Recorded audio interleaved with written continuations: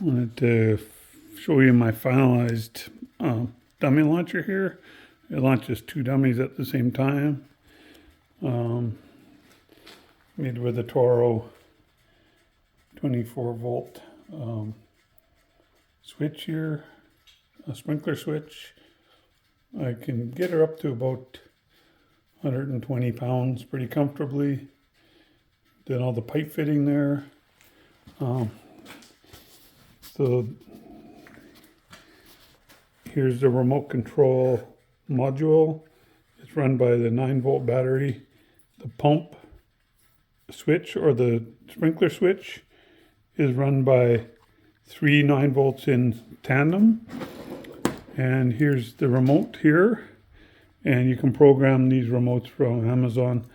I got this one programmed as A. You can hear it. But it's out of air right now. So I just put them in a little sealed box there so they're all safe from the elements. This is what it looks like from the end. A couple more videos on the build and a couple of videos on the use of it out in the field. So